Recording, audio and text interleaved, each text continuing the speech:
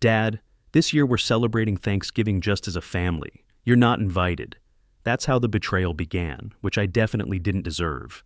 And when his wife added that I hadn't earned a place at their table yet, I replied with just one thing. I'll cancel all automatic payments. An hour later, 95 missed calls, and then something happened that turned everything upside down. Before we continue, please subscribe to the channel and let us know where you are listening in the comments. The message arrived at 3:47 on a Wednesday afternoon, 2 days before Thanksgiving. I was reviewing a client portfolio when my phone buzzed against the mahogany desk. I glanced down, expecting a confirmation about Thursday's dinner plans. Maybe Leo asking what time I'd arrive, or what I wanted to bring. Instead, I read, Dad, this year we're celebrating Thanksgiving with immediate family only. You're not invited. I stared at the screen, read it again. The words didn't rearrange themselves into something that made sense. My reading glasses slipped down my nose as I leaned closer, as if proximity would somehow alter the meaning. Immediate family only. I was his father. How much more immediate could I get? Before I could process it, another message dropped into the family chat. Bernice's name appeared with that little typing indicator, then her words materialized like a slap. Maybe someday you'll earn the right to sit at a table with us, DeWitt. Not yet. My chest tightened. I set the phone down carefully, the way you'd set down something fragile that might shatter if handled roughly. Except, I wasn't the fragile one here. I was the one who'd been holding everything together for 8 years, since my wife died and left me drowning in guilt, trying to prove to my son that I could still be the father he deserved, even though his mother was gone. I picked up the phone again, scrolled up through the chat history, found the thread from 3 months ago where Leo had asked if I could cover the mortgage for just a few months while he transitioned to a new position. Found Bernice's message from last spring about the private school tuition, how it was an investment in their children's future, and wasn't I invested in my grandchildren's future? Found my own responses, each one a variation of course, and already sent, and anything you need. My fingers moved almost independently, opening my banking app. I navigated to the recurring payments section and just looked at the list. Really looked at it, maybe for the first time since I'd set everything up on autopilot. Mortgage payment, car lease for Leo, car lease for Bernice, private school tuition for both kids, their homeowner's insurance, their utilities, their premium cable package, Bernice's credit card autopay, because she'd convinced me that her business expenses were really investments in Leo's future networking opportunities. I muttered the total to myself, letting each word hang in the empty office. $8,550 every single month. Outside my office, footsteps approached. Martin from the adjacent suite paused in my doorway, already wearing his coat. His voice was cheerful, oblivious. DeWitt, you heading out soon? Happy Thanksgiving. I looked up, assembled my professional mask. You too, Martin. Drive safe. He waved and disappeared down the corridor. I heard the elevator chime, then silence settled back over the floor. Most of the building had already emptied out for the long weekend. I was alone with my phone, my computer screen, and a clarity I hadn't experienced in years. I read Bernice's message one more time. Maybe someday you'll earn the right, as if I hadn't earned anything, as if $8,000 a month was just expected, just assumed, just the price I paid for the privilege of occasionally seeing my grandchildren at whatever events Bernice deemed appropriate for my attendance. The screen blurred slightly. I removed my glasses, set them beside the keyboard. Without them, the numbers on my banking app became soft and indistinct, but I didn't need perfect vision to understand what I was looking at. I'd been staring at this reality for years without actually seeing it. I thought about calling Leo directly, demanding an explanation, asking what I'd done to deserve this dismissal.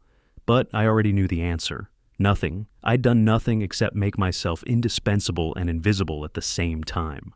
I was a checking account with a heartbeat, valuable only for what I could provide, and easily discarded the moment I expected something as unreasonable as a seat at the Thanksgiving table.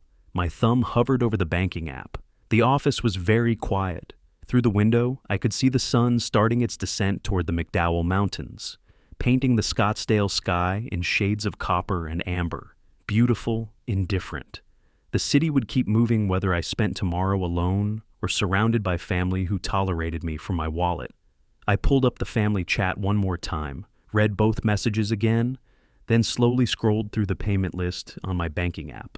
Each entry represented a choice I'd made: compensation for not being there enough when their mother was sick, for working too many hours when Leo was young, for every perceived failure that I'd tried to remedy with money, because money was something I understood, something I could control.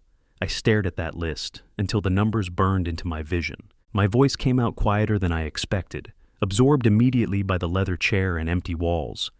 You want immediate family only? Let's see how immediate your bills feel. My thumbs moved across the phone screen with a steadiness that surprised me. The message I typed into the family chat was brief, stripped of anything that might suggest negotiation was on the table. Thanks for letting me know. Canceling all automatic payments today. Have a nice holiday. I read it twice. Changed nothing, hit send. The little check marks appeared, confirming delivery. I watched them turn blue, read receipts. Both Leo and Bernice had seen it. I didn't wait for a response. The exit group option appeared when I held down on the chat name, and I tapped it without hesitation. A small confirmation dialog asked if I was sure. I selected yes. The chat disappeared from my screen. I opened my laptop alongside the phone, positioning both devices so I could work across platforms. My banking app on mobile, institution websites on the larger screen.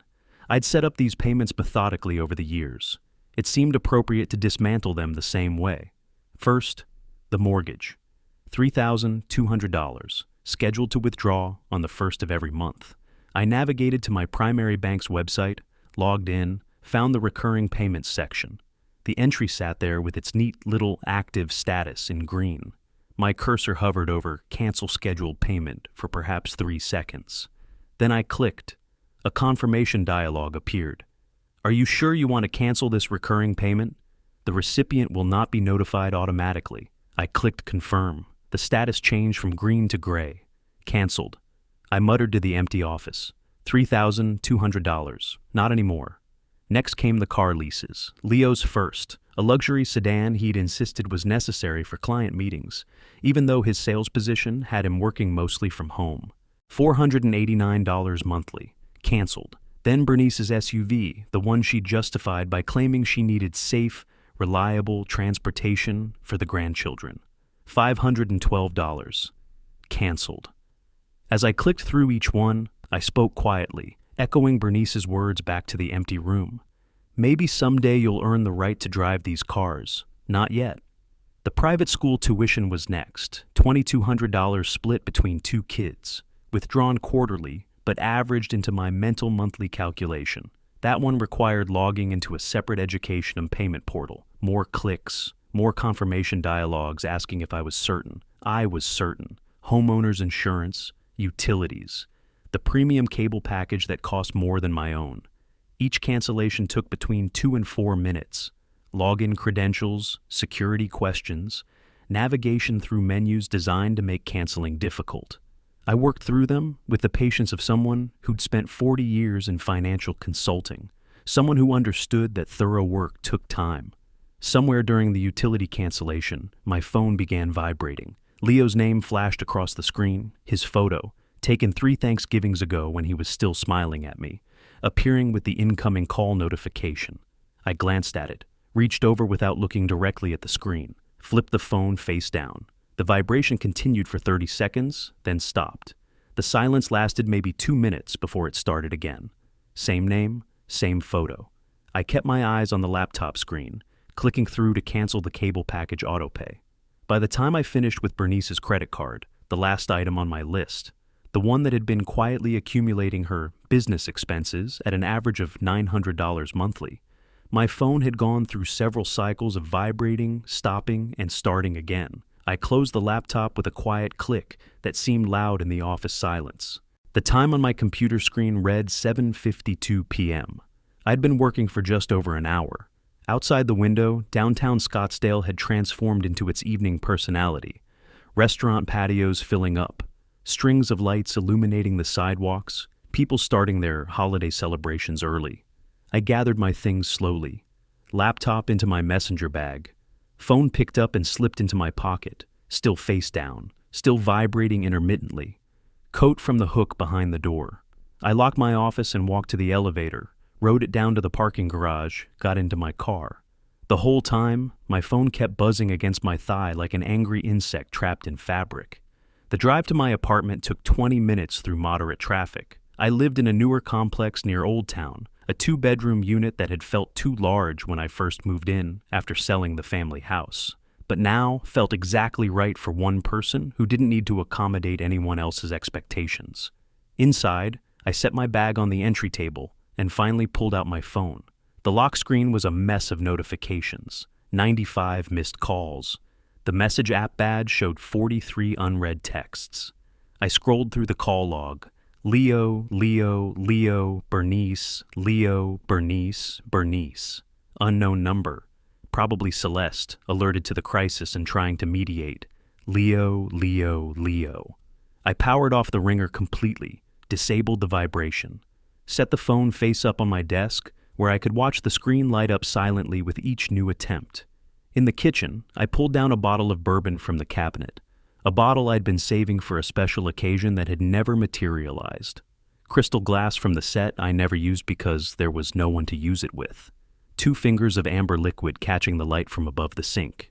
I carried the glass to my living room window, left the apartment lights off. The city spread out before me in layers of illumination. Streetlights, building windows, the red and white streams of traffic on Scottsdale Road. My phone screen glowed on the desk behind me, another silent call coming through. I didn't turn around. The bourbon was smooth, expensive. I took a slow sip and let it warm its way down. My voice came out quiet in the darkness. 8 years. 8 years of trying to make up for her being gone. They never appreciated a single day. The phone screen went dark, stayed dark for maybe 90 seconds, then lit up again. Another call, another attempt to reach the man who'd just cut off their funding.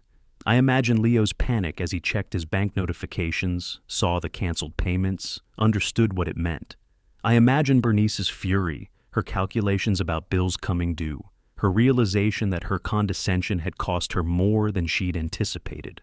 I took another sip, watched the city. Behind me, my phone continued its silent, futile flashing. Tomorrow was Thanksgiving. I'd spend it however I wanted. Maybe I'd cook something simple. Or maybe I'd go out, find a restaurant serving dinner, sit at a table with strangers who owed me nothing and expected nothing in return. The bourbon glass was half empty now, or half full, depending on perspective. I suppose that was the difference. I was finally looking at things from a different angle, not through the lens of guilt or obligation or desperate attempts to compensate for the past. Just seeing what was actually there. The phone lit up again behind me. I didn't turn around. The city lights were much more interesting. I woke Thursday morning to silence. No buzzing phone, no emergency knocks, no crisis demanding my immediate attention. Just the pale November sunlight filtering through my bedroom blinds and the distant hum of Scottsdale Road traffic. Most of the city was preparing Thanksgiving dinners. I made coffee. My dining table became a workspace. Laptop open, legal pad to the right, pen position parallel to the pad's edge. Habits from 40 years of client meetings. I pulled up the folder on my computer labeled Property Documents and started clicking through files I hadn't reviewed in years. The North Scottsdale House Purchase Agreement opened first. I scrolled to the ownership section, highlighted the relevant passage with my cursor. Sole owner, DeWitt Marcus Willis. No co-signer listed. No rental agreement attached. I'd bought it 6 years ago as what I'd called an investment property, a place where Leo and Bernice could get established while I covered expenses. The word temporary had been used frequently in those early conversations. Temporary had somehow become permanent. I took notes in my legal pad, my handwriting precise despite the slight tremor in my fingers that had developed over the past year. Property purchased January 2018. Total price, $485,000. Mortgage paid in full 2021. Title, my name only. The vehicle leases came next. Both contracts opened in separate windows on my screen. Toyota Highlander for Bernice, leased March 2022. Lexus ES 350 for Leo, leased August 2023. I read the fine print I'd barely glanced at when signing. Primary leaseholder, DeWitt M. Willis. Authorized driver, Leo Clayton Willis. The second vehicle didn't even list Bernice. She'd been driving it on Leo's authorization alone. I muttered to the empty apartment. Sole owner, no co-signer, no rental agreement. It's cleaner than I remembered. My coffee had gone cold. I didn't bother reheating it. Friday afternoon, I sat in the same chair, laptop open to a different kind of research, property attorneys in Scottsdale. I read reviews, checked credentials, cross-referenced bar association listings.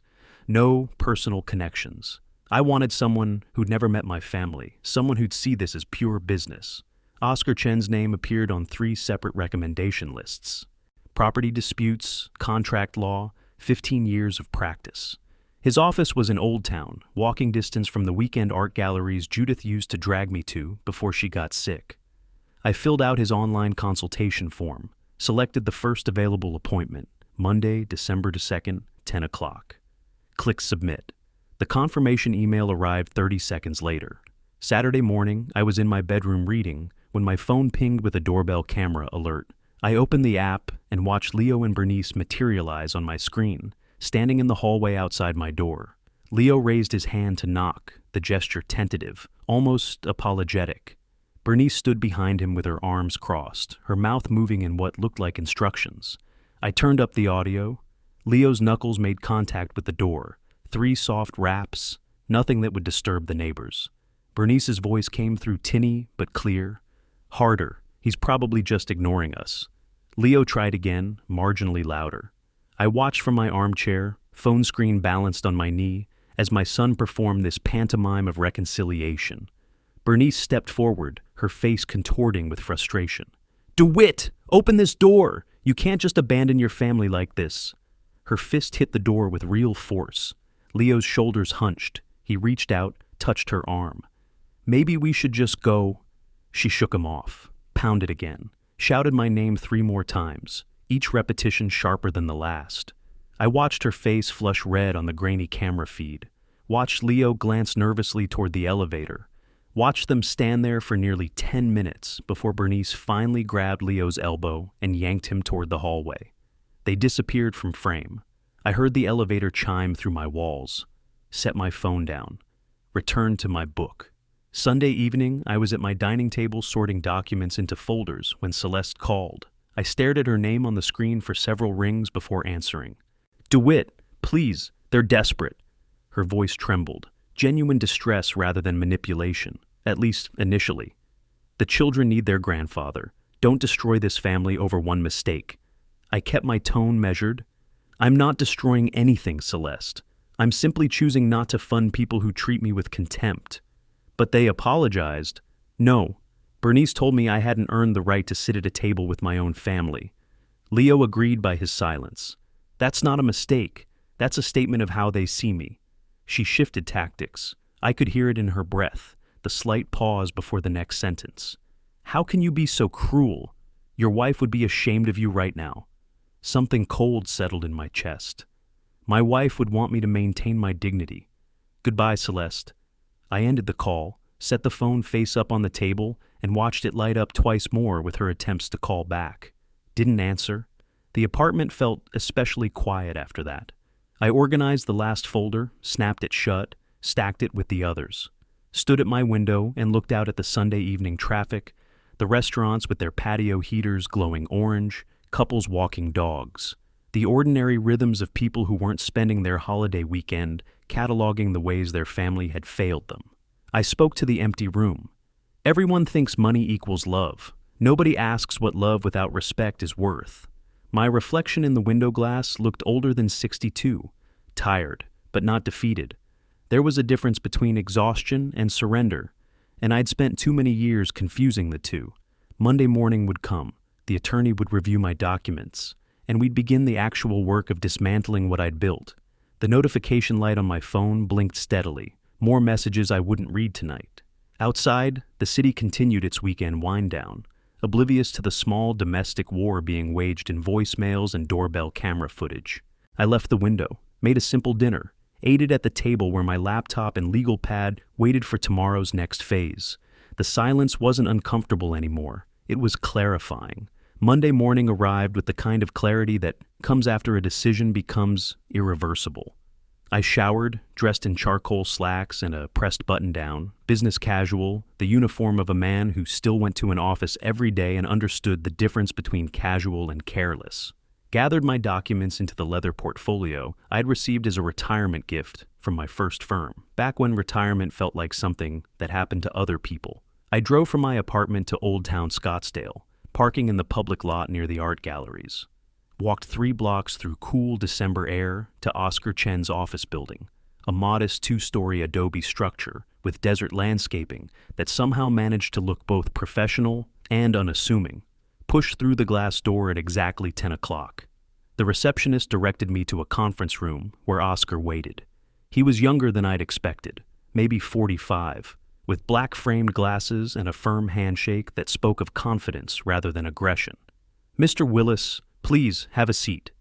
I took the chair across from his desk, set my portfolio on my lap, unzipped it with deliberate calm. Oscar settled into his own chair, legal pad positioned in front of him, pen already uncapped. "I've reviewed the basic facts from your consultation form," he said, "but I'd like to see the actual documents. Let's start with the house deed." I extracted it from the portfolio, slid it across the desk. He examined it with the kind of focus I recognized from my own work, someone who knew what details mattered, made a few notes, looked up. "The vehicle leases, please." I handed those over. He spread everything across his desk like a poker hand, documents fanned out where he could see them all simultaneously. Spent nearly 20 minutes reading, cross-referencing, occasionally glancing at the bank statements I'd included, showing 8 years of payment history. When he finally leaned back in his chair, his expression hadn't changed. Professional neutrality, the kind that makes good attorneys valuable.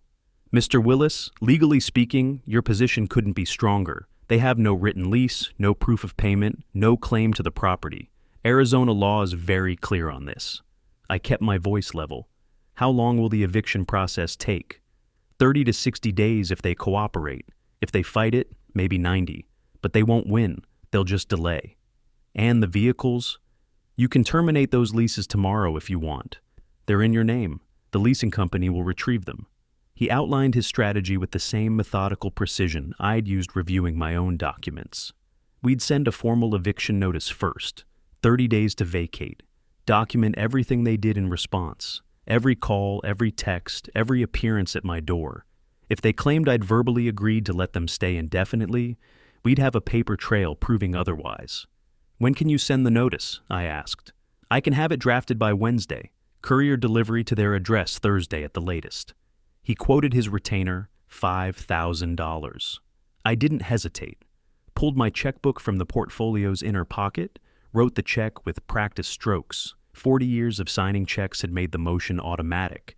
Tore it free, slid it across the desk. Oscar examined it briefly, then extended his hand again. "I'll be in touch by Wednesday with the draft for your review." I shook his hand, gathered my documents, left his office feeling like I'd just completed any other professional transaction, which was exactly what this was. Back at my apartment that evening, I returned to my normal routine. Dinner, news, the stack of client files I'd brought home for review. Around 9 o'clock, I opened my laptop to check email and saw Leo's name in my inbox. Subject line, "Dad, please." I opened it. Read 3 paragraphs of apology mixed with excuses. Bernice had pushed too hard. He should have stopped her. He never wanted to hurt me. Could we please just sit down and talk? He knew he'd messed up. I read it twice. Considered the careful phrasing, the way it positioned Leo as victim of Bernice's influence rather than willing participant in my exclusion. The plea for conversation that carefully avoided any actual acknowledgement of years of taking without gratitude. I muttered to my screen, 8 years too late for that conversation. Moved my cursor to the archive button. Clicked once. The email vanished from my inbox. Wednesday passed quietly. Thursday afternoon, I was at my office reviewing a portfolio allocation when my desk phone buzzed. Building security. "Mr. Willis, there's a man in the lobby claiming to be your son, requesting to see you. He's becoming disruptive."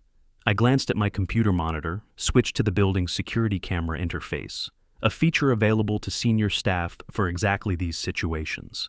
Selected the lobby camera. Leo appeared on screen, pacing near the elevator bank. His gestures were sharp, agitated. The security guard stood between him and the elevators, professional but firm. "Should we call the police?" the guard asked through the phone. I watched Leo throw his hands up, watched his mouth move in what looked like shouting, Watched him point at the elevators, at the guard, back at the elevators. The desperation was visible even through the grainy camera feed. "No," I said. "Just escort him out. Don't let him come back." I stayed on the security feed after hanging up. Watched 2 guards approach Leo. Watched him argue, his shoulders hunching the same way they had outside my apartment door. Watched him finally turn toward the exit, flanked by security, his whole body radiating defeated fury. The lobby returned to its normal rhythm. People entering, leaving, crossing toward the elevator's banks without drama. I switched back to my portfolio allocation spreadsheet. Spoke quietly to my empty office. "You wanted to exclude me from the table, Leo. Welcome to the same feeling." My phone showed no new messages. The workday continued its ordinary progression. Outside my window, downtown Scottsdale moved through its Thursday afternoon patterns. Lunch crowds dispersing, afternoon meetings beginning, the city indifferent to small family catastrophes. I returned my attention to the numbers on my screen: asset allocation, risk assessment, the comfortable language of a profession that made sense, where value could be calculated and consequences predicted.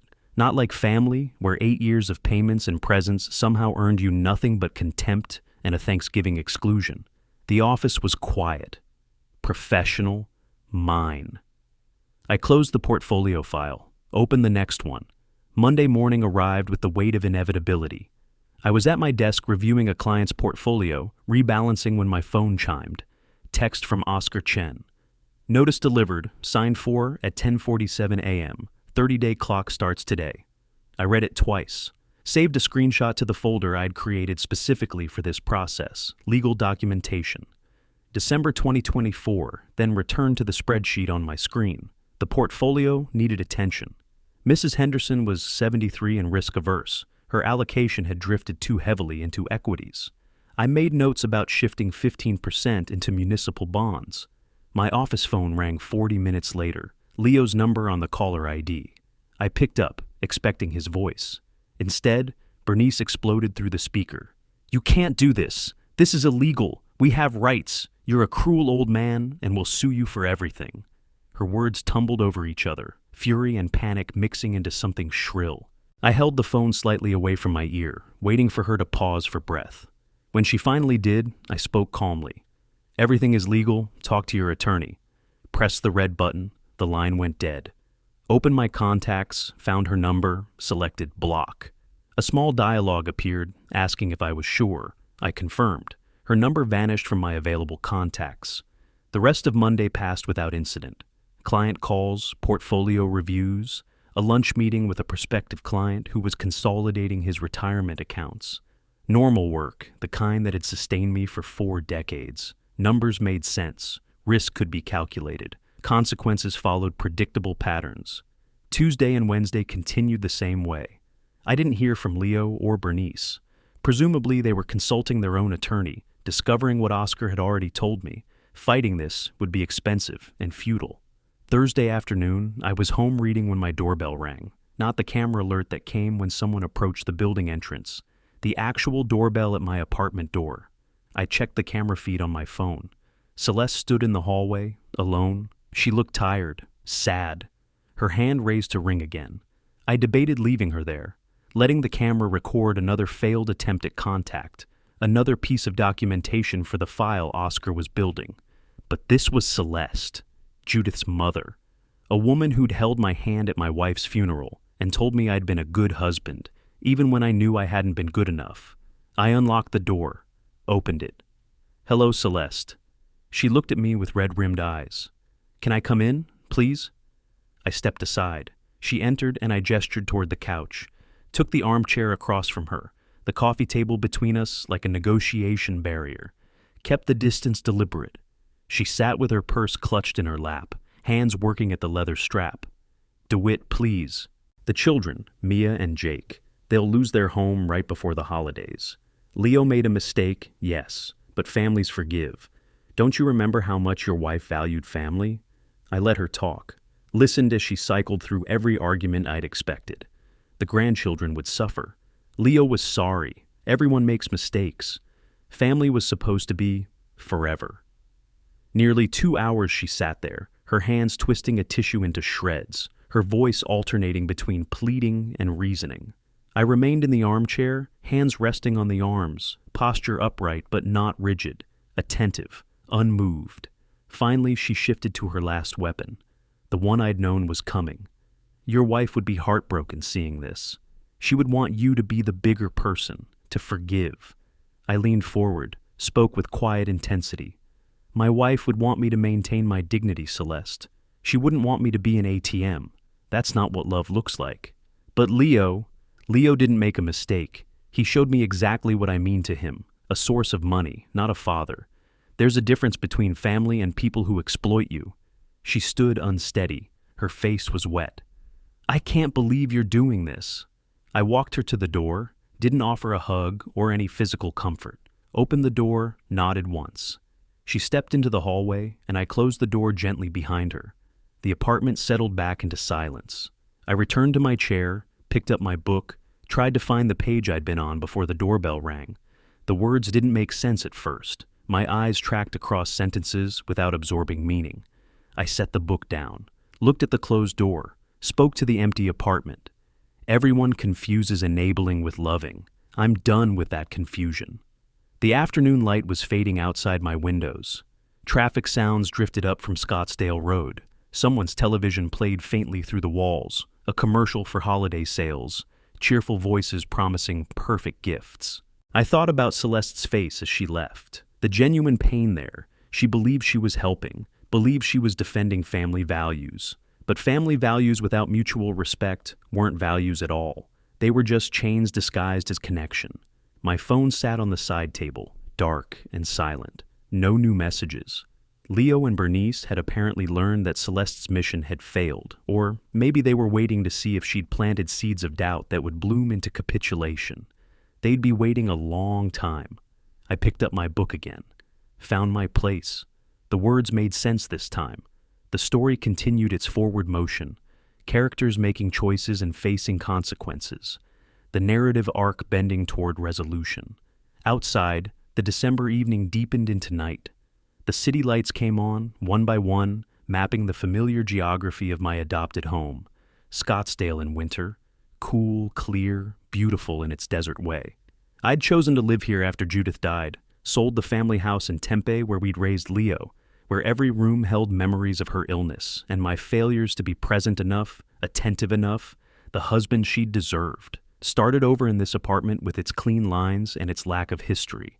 Maybe that's what I was doing now too, starting over, choosing a life without the weight of expectations I'd never be able to meet, no matter how many checks I wrote. The book's protagonist was making a difficult choice on the page in front of me, walking away from something comfortable but toxic. I understood that character better now than I had this morning. Wednesday evening, December 18th. I was wrapping up a late meeting when my phone started buzzing repeatedly. I ignored it. The client needed my attention more than whatever messages were arriving. But after the third notification in as many minutes, I glanced down. 3 texts, all from colleagues. Variations on the same theme. Did you see what's being said about you online? The meeting ended at 6. I thanked Mr. Patterson, walked him to the elevator, returned to my office, and finally checked my phone properly. 4 more messages had arrived. 2 from acquaintances at the Scottsdale Chamber of Commerce. 1 from Martin next door. 1 from a former client. All asking the same question. I opened Facebook, which I'd last checked sometime in September, navigated to Bernice's profile. It was public, which made finding the post easy. Posted at 3 that afternoon. My father-in-law is evicting us, his own son, daughter-in-law, and 2 young grandchildren, with 30 days' notice right before Christmas. We have nowhere to go. I never thought family could be this cruel. Please pray for us. 47 comments, 23 shares. I scrolled through the responses, variations on outrage and sympathy. OMG, that's terrible. What kind of person does this? Those poor babies. I closed the app, sat in my office chair looking at the phone's dark screen. This was the strategy shift Oscar had warned me about. When legal options fail, people turn to public opinion. Court of social media instead of court of law. I opened my photo gallery, found the screenshots I'd saved back in November, the family chat messages, Leo's exclusion, Bernice's condescending words about me earning the right to sit at their table. Composed individual text messages to two colleagues I'd known for 20 years. Attached the screenshots. Kept my message brief. This is what prompted my decision. I won't engage publicly, but you've known me 20 years. You can judge for yourself who's being unreasonable here. Sent both. Closed my phone, gathered my things, and went home. I didn't respond to the other messages, didn't post anything public, didn't dignify Bernice's performance with a rebuttal. The people who knew me would make their own judgments. The people who didn't know me could believe whatever narrative was most emotionally satisfying. The rest of the week passed quietly. Work, home, the usual routines. My phone eventually stopped buzzing with concerned messages as the social media storm moved on to fresher drama.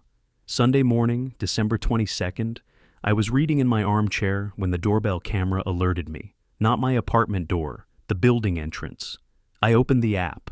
Leo, Bernice, and Celeste stood on the sidewalk outside, not approaching the door, just standing there, positioned where anyone entering or leaving the building would see them. Bernice held Mia's hand. Leo had Jake on his shoulders. I set down my book, made a cup of coffee, settled back into my chair, and checked the camera periodically. They stayed for an hour, a carefully orchestrated family gathering that just happened to occur outside my building on a Sunday morning when residents would be coming and going, when someone would surely mention it to me, when I might feel compelled to come down and engage. I spoke to my empty apartment. Stage a chance meeting? I've been managing investment portfolios for 30 years. I know a setup when I see one. They gave up around 11:30. I watched them walk to their car, Leo's shoulders slumped, Bernice's gestures sharp and accusatory, Celeste trailing behind, looking defeated. Christmas arrived on Wednesday. I'd made a reservation at the Mission, an upscale restaurant in Old Town that stayed open for the holiday. Dressed in casual blazer and dark slacks. Drove there at 6 in the evening and handed my car to the valet with a generous holiday tip. The restaurant was half full, couples, families, a few other solo diners scattered throughout. I requested a table near the window, ordered the prefix menu, and pulled out the book I'd brought. 2 hours I spent there, reading between courses, watching the sunset paint the McDowell Mountains in shades of copper and purple, listening to other tables' conversations, the comfortable murmur of people who belonged to each other. No one bothered me. The server was professional and unobtrusive. The food was excellent. The wine complemented each course perfectly. I paid the check, wished the staff happy holidays, and drove home through empty streets. Most of Scottsdale was inside with family. The city felt peaceful, clean, mine. Back at my apartment, I changed into comfortable clothes and settled on the couch with a documentary about the Apollo program. Something about men who'd left Earth behind, traveled to the moon, returned, changed. My phone chimed around 10, message notification. I picked it up, expecting a holiday greeting from a colleague. Instead, a photo from Bernice's number. Mia and Jake sat on a couch, both looking sad. Artificial sadness, the kind children perform when adults ask them to look upset for a picture, but sad nonetheless. The caption beneath, "They're asking why Grandpa doesn't love them anymore." My chest tightened, the first real pain I'd felt since Thanksgiving. Not for Leo or Bernice, for those two children who were being used as weapons in an adult war they couldn't understand. My thumb hovered over the keyboard. I could type something, could try to explain, could tell them this wasn't about them, wasn't about love, was about boundaries and respect and consequences for cruelty. But explaining to Mia and Jake meant engaging with Bernice, meant opening a door I'd deliberately closed, meant giving her what she wanted, proof that she could still reach me, still manipulate me through guilt and grandchildren. I stared at the photo for a long moment, then deliberately locked my phone screen, placed it face down on the coffee table, spoke quietly to the empty room. "I'm sorry, Mia. I'm sorry, Jake. But this isn't about you." The documentary continued on my television. Engineers solving impossible problems. Astronauts learning to walk on a surface where no human had walked before. Men making difficult choices in situations without precedent. The phone stayed face down, silent. Outside, Christmas night settled over Scottsdale. Families were opening presents, eating leftovers, arguing about whose turn it was to load the dishwasher. Normal domestic rhythms in normal domestic spaces. I'd chosen something different. Chosen boundaries over belonging, dignity over dysfunction. But choosing didn't make it painless. The documentary ended. I turned off the television, sat in the dark apartment watching the city lights through my window. The same view I'd watched the night I canceled all the payments. The same moment of recognizing what I'd become, convenient, expendable, valued only for what I provided. The phone remained face down. The photo remained unanswered. Tomorrow would be December 26th, 15 days until the eviction deadline, 2 weeks for Leo and Bernice to find somewhere else to live, pack their belongings, transition their children to a new reality. Part of me wondered if they were actually looking for housing, or if they were still banking on breaking my resolve, still believing that eventually the right manipulation would work, the right emotional leverage would make me cave. They didn't understand what they'd done on that Wednesday before Thanksgiving. Didn't comprehend that the cruelty hadn't been the rejection itself. It had been the casual nature of it, the assumption that I was so thoroughly beneath them that they didn't even need to be diplomatic about excluding me. That kind of contempt couldn't be undone with apologies or grandchildren's photos or social media campaigns. I picked up the phone one more time, looked at the photo again. Mia was 8, Jake was 6, old enough to remember their grandfather, young enough that they'd adjust to his absence. Children were resilient. Adults pretended they weren't, used them as shields and weapons, but children adapted. I locked the screen again, left the phone on the coffee table, went to bed. The morning after Christmas, I sat at my dining table with coffee cooling beside my laptop. The photo of Mia and Jake was still on my phone, but I hadn't looked at it again. Manipulation was manipulation, regardless of how many 8-year-olds got recruited. I opened the folder where I'd saved the vehicle lease agreements, pulled up both contracts, Toyota Highlander, Lexus ES, read the termination clauses I'd highlighted back in December. Primary leaseholder could cancel with 7 days written notice.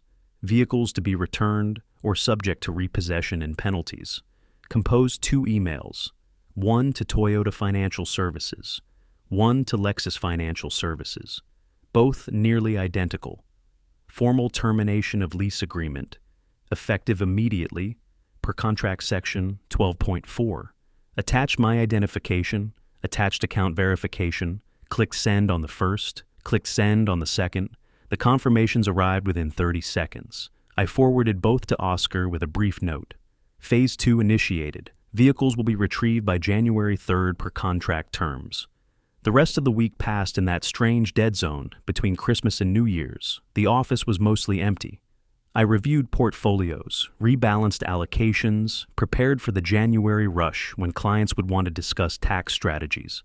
Friday morning, January 3rd, I was at my desk when my phone buzzed. Motion detected at the North Scottsdale property. I'd installed security cameras there back in November when I first realized I might need documentation, owner's right to monitor his investment. I opened the app, watched the live feed as a flatbed tow truck backed into the driveway. The front door burst open. Bernice appeared in her bathrobe, her mouth already moving, hands gesticulating wildly. I turned up the volume. "Can't do this! That's my car! I need it! You can't just take it!" The driver climbed down from the cab, stocky guy in coveralls, clipboard in hand. He walked toward her with the patience of someone who'd done this many times. "Ma'am, I have authorization from the leaseholder to retrieve this vehicle. The lease was terminated. You need to remove any personal belongings now." She positioned herself in front of the Toyota, actually put her body between the truck and the vehicle, as if that would stop anything. "I have children. How am I supposed to take them to school?" The driver showed her the paperwork, pointed at specific lines. Even from the camera angle, I could see her face cycling through emotions: disbelief, rage, desperation. She pulled her phone from her bathrobe pocket, started dialing. Probably Leo. Probably me. Didn't matter. The driver gave her 5 minutes to remove personal items from the car. Watched as she yanked open doors and pulled out random objects. A sweater, some toys, a reusable shopping bag. Then he winched the Highlander onto the flatbed and drove away. Bernice stood in the driveway holding her pile of belongings, watching the truck disappear down the street. Saturday, Leo's Lexus went the same way. I watched that one too. Different driver, same professional patience. Leo tried standing in front of the car with his arms spread wide, talking rapidly. The driver made a phone call, probably to the leasing company, maybe to the police. Leo's shoulders slumped. He stepped aside. The Lexus disappeared onto another flatbed. My phone started getting texts from numbers I didn't recognize. Bernice must have been borrowing phones now that hers was blocked. I read them without responding, variations on desperation and fury, then added each new number to my block list. The week between the vehicle repossessions and the eviction deadline felt longer than it probably was. I went to work, came home, checked the security cameras occasionally, and saw Leo and Bernice loading boxes into a U-Haul truck they'd rented. Thursday evening, January 9th, I sat in my darkened apartment with just my laptop screen providing light. Pulled up the security feed and watched. Leo and Bernice made trip after trip. Boxes, furniture, lamps. Everything they'd accumulated during 6 years of rent-free living. Their movements were mechanical, exhausted. They didn't appear to speak to each other. Around 9 in the evening, the U-Haul finally pulled away from the curb. Leo driving, Bernice in the passenger seat, both of them staring straight ahead through the windshield. The house sat empty under the streetlights. I closed the laptop, sat in the darkness for a while, felt relief, not triumph. This wasn't victory, it was just the end of an unsustainable situation, like finally selling a bad investment. You didn't celebrate, you just stopped losing money. Friday morning, I drove to the North Scottsdale house, used my key to unlock the front door. The sound echoed in the empty space. Walked through each room slowly, my footsteps too loud on the hardwood floors. The house smelled like cleaning products and abandonment. They'd tried to make it presentable, probably hoping I wouldn't pursue them for damages. In the hallway, I found scratches on the wall. Looked like furniture had scraped it during move-out. In the living room, a dark stain on the carpet near where their couch had been. Coffee or wine, probably. Set in too deep to clean. I photographed both, not because I planned to do anything about it, just documentation, proof of what had been left behind. My phone buzzed, text from Oscar. Everything goes smoothly with the move-out? I type back, house inspection complete, minor damage noted. What's the next step? His response came quickly. Document everything, but don't pursue financial claims. It'll look petty and vindictive. You've made your point. Let them go. I read it twice. He was right. Chasing them for a carpet stain and wall scratches would undermine everything, make it look personal instead of principled. Understood. Moving forward with next steps.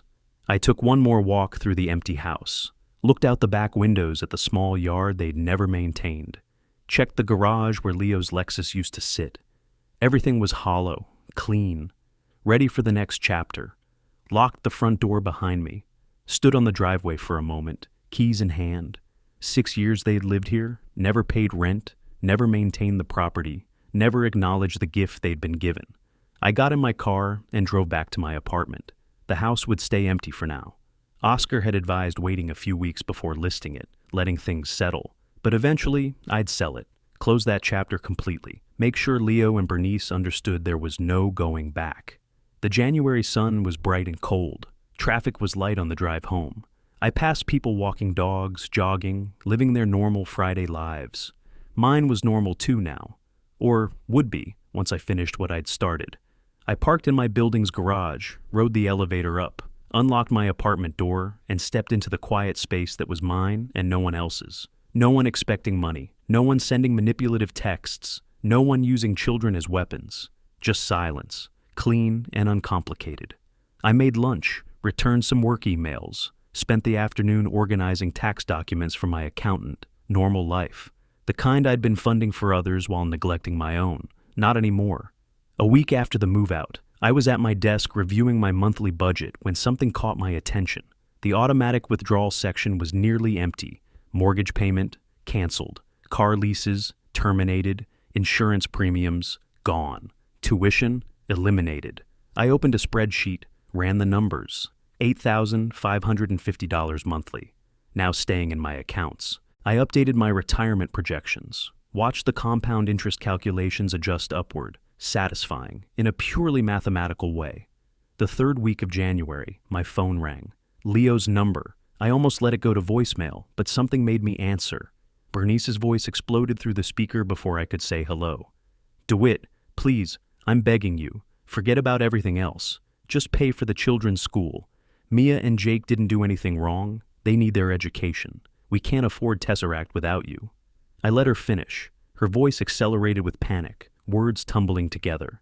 When she finally paused for breath, I spoke calmly. "You told me I don't deserve to sit at your table. Why should I pay for their education?" Press the red button. The silence afterward felt appropriate. That evening, my credit monitoring app sent an alert.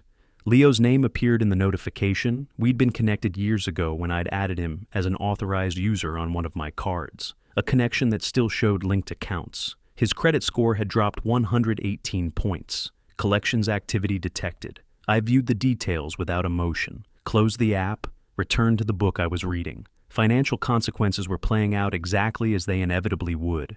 When you live beyond your means and your support system disappears, the math becomes unforgiving. Early February, a thick envelope arrived in my mail. The address was written in careful, childish letters. Crayon drawings decorated the edges, flowers and hearts and stick figures. I opened it, standing by my dining table, pulled out lined paper with neat handwriting. "Dear Grandpa, please forgive Mommy and Daddy. We miss you. Love, Mia and Jake." Held it up to the light. The letters were too uniform, too perfect for an 8-year-old, the spacing too deliberate, the phrasing, "Forgive Mommy and Daddy," distinctly adult. I placed it in the folder labeled documentation, not the trash.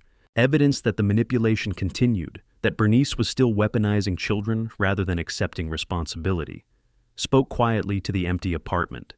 Using 8-year-olds as weapons. The handwriting's not even close. Did she really think I wouldn't notice? Then, "I'm sorry you're caught in this, Mia, but your parents need to learn."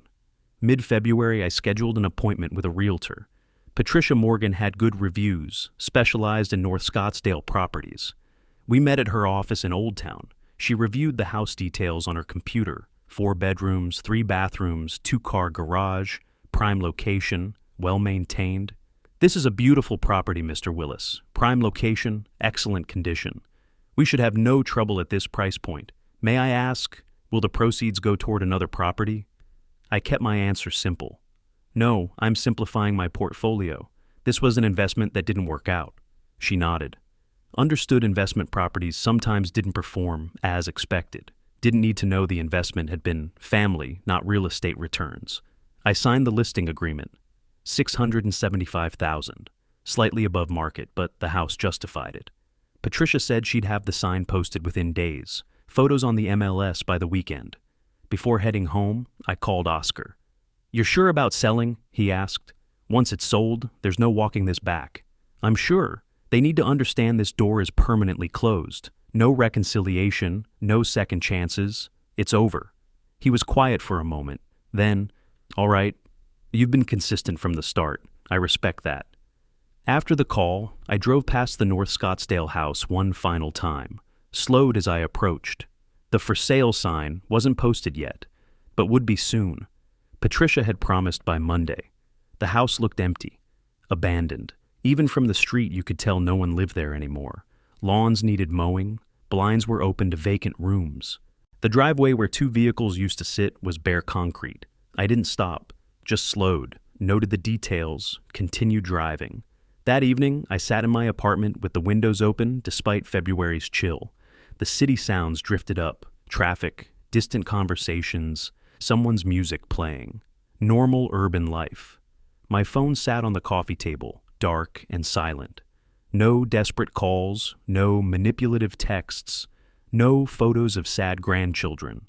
Either Bernice had run out of strategies, or she'd finally accepted that nothing was going to work. The math of their situation was brutal and simple. Leo made $75,000 annually. After taxes, about $4,700 monthly. Their rent in Mesa was $1,600. Add utilities, food, gas for Leo's commute, basic insurance, phones. $3,500 in fixed expenses, minimum. Left $1,200 monthly for everything else. No private school, no luxury cars, no lifestyle they'd grown accustomed to. And now collection agencies were calling about their credit card debt. $8,500 they couldn't pay. Their credit scores were tanking. Future loans would cost more. Future rentals would require higher deposits. The cascade of consequences had its own momentum now.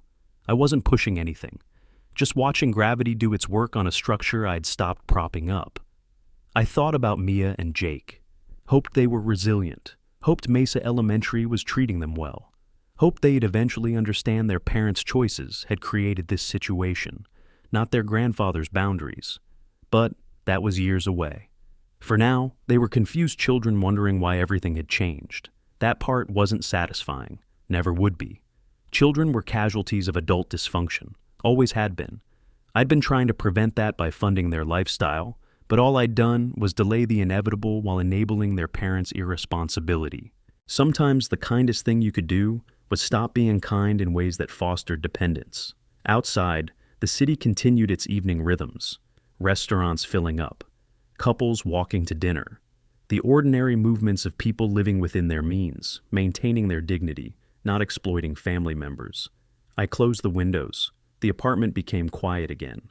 My retirement account balance was healthier than it had been in years, my stress level lower, my sense of self-respect restored. Small prices, alienation from a son who'd shown his true character, distance from grandchildren being used as pawns, judgment from people who didn't know the full story.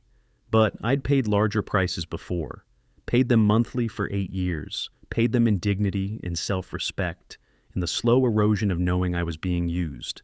This price, loneliness, judgment, finality, was at least honest. I made dinner, watched the news, prepared for tomorrow's client meetings. The house would sell. The final thread would be cut, and I'd continue the life I'd reclaimed, quieter, smaller, but mine. Late February, I was reviewing quarterly client portfolios when my desk phone buzzed, building security. "Mr. Willis, your son is in the lobby again, demanding to see you. Should we call the police this time?" I switched my monitor to the security camera feed. Leo paced near the elevators, gesticulating at the guard. His face was red, his shirt wrinkled. He looked like a man barely holding together. "No, just have him escorted out, document the incident." I watched him argue for another minute before security guided him toward the door. His shoulders were hunched, defeated. I felt pity, but it was distant, clinical. The way you might feel watching a stranger struggle with a problem they'd created. That afternoon, an email arrived. Subject: "You're destroying us." I opened it, read Leo's accusations, how I was vindictive, how the grandchildren were suffering, how he'd tell everyone the truth about what kind of father you are. I archived it without responding. Let him tell whoever he wanted. The people who knew me would make their own judgments. March 1st, I drove to the coffee shop where Celeste had asked to meet. She was already there, hands wrapped around a mug, eyes red from recent crying. "Please, DeWitt, for my daughter's sake, there has to be a way to fix this." I sat down, pulled out my phone, opened the screenshots folder I'd maintained since November, slid the device across the table. She read the Thanksgiving messages, Leo's exclusion, Bernice's words about me earning the right to sit at their table. I watched her face transform, pleading to shocked comprehension. 8 years, I said quietly. Over $100,000 a year, and I wasn't even worth inviting to Thanksgiving. I scrolled to more evidence, bank statements showing the payments, lease agreements in my name, the house deed. Each document laid out with the precision of a financial presentation. Celeste began crying into her hands. "I didn't know. Leo told me you just cut them off for no reason, that Bernice was trying to help manage your finances and you got angry. This," she gestured at the phone, "this is completely different. They excluded you from Thanksgiving, then told me I needed to earn the right while I paid for everything." She wiped her eyes. "My daughter would be so ashamed of how Leo turned out. She always worried he was too dependent on you, that you were too generous." She was right. I reached across and gently touched her wrist. "I don't blame you, Celeste. You didn't know. But I won't be manipulated anymore, even by people I love. Your daughter understood dignity. She would want me to maintain mine." She nodded, squeezed my hand. The alliance shifted in that moment, not against Leo, but toward truth. Mid-March, my phone rang. Patricia Morgan. "Mr. Willis, I have excellent news. We have an accepted offer at $670,000, all cash buyer, 30-day close."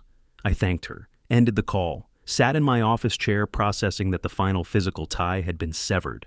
When the sale closed, I netted $460,000 after mortgage payoff and fees, met with my financial advisor, transferred it into municipal bonds and dividend stocks, conservative, stable, funding my retirement, not someone else's lifestyle. April brought Leo a court summons. The credit card company was suing for $11,200. The original debt plus interest and fees. The court ordered wage garnishment. 25% of his paycheck. I learned this not from Leo, but from my credit monitoring app, which still showed connected accounts from years ago. Viewed the alert without emotion. The cascade of consequences had its own momentum now. Early May, Detective Rodriguez from Scottsdale Police called. "Mr. Willis, we need to ask you some questions about a complaint filed by Bernice Willis regarding financial exploitation." I stayed calm. "I'll have my attorney contact you with all relevant documentation. This is a false claim."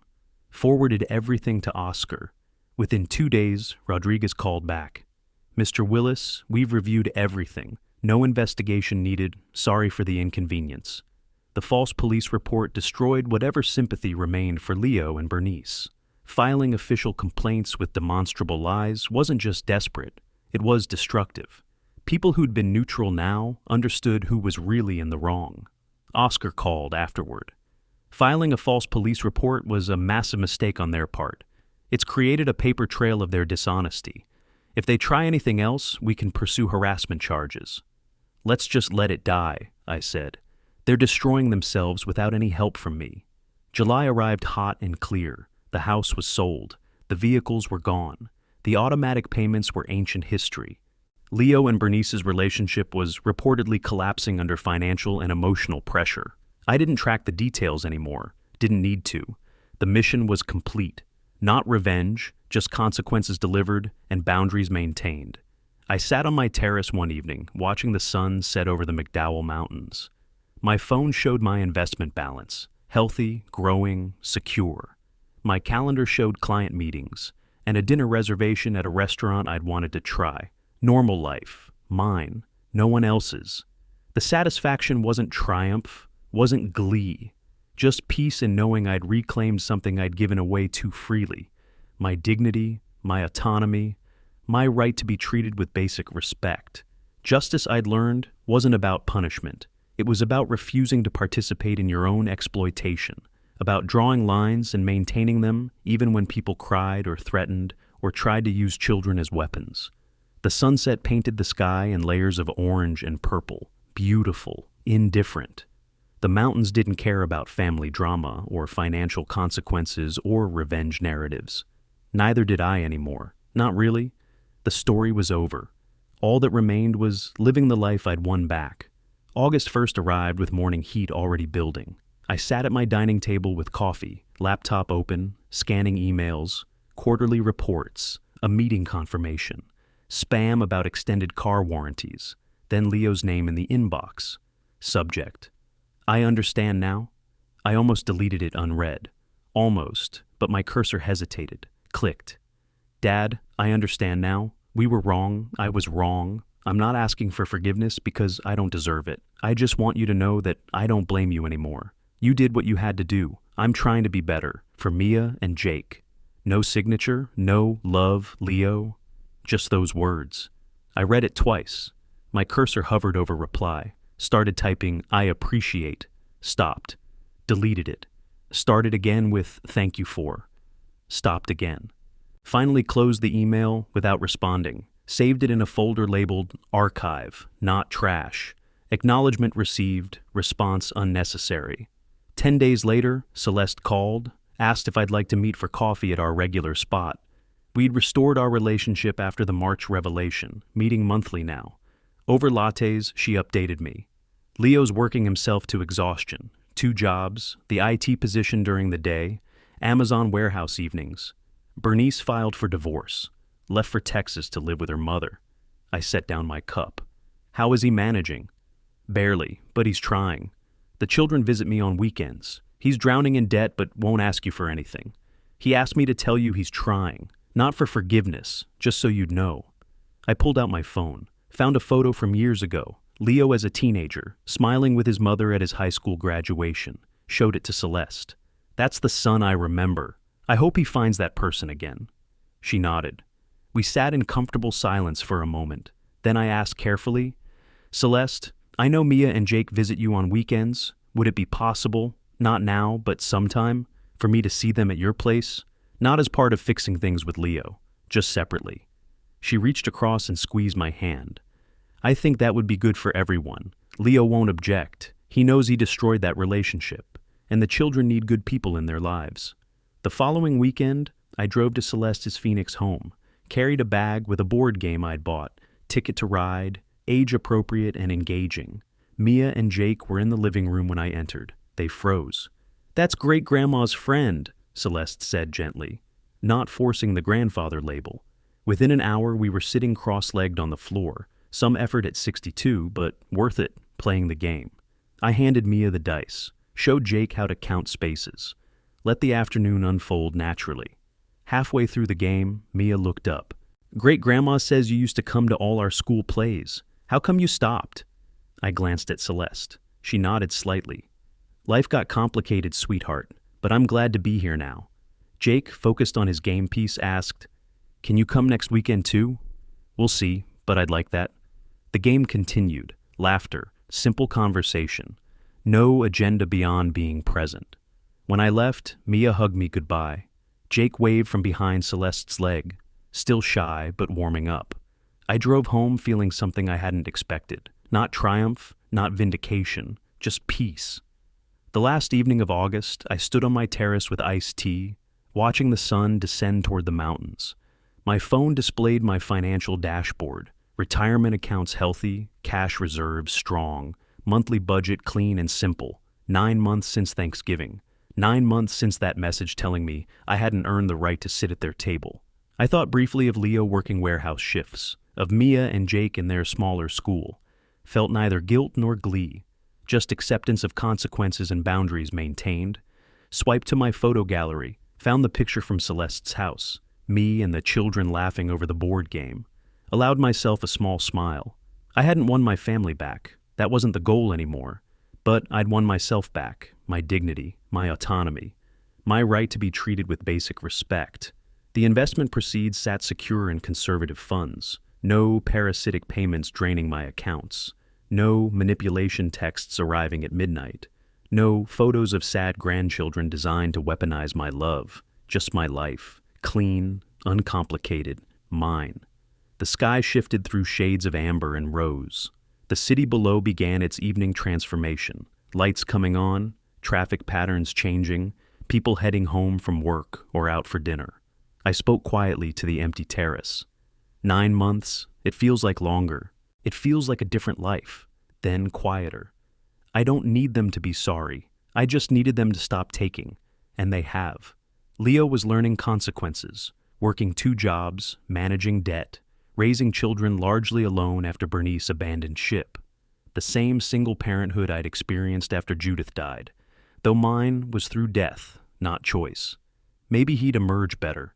Maybe he'd find that teenager in the photo, the one who still had potential before entitlement and manipulation became his default modes.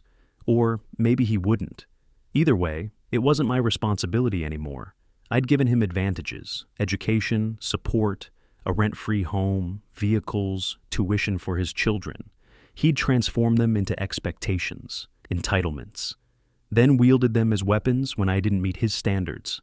The sunset deepened. The mountains turned purple in the fading light. A hawk circled on thermal currents, riding the air with effortless grace. I'd spent 40 years building financial security.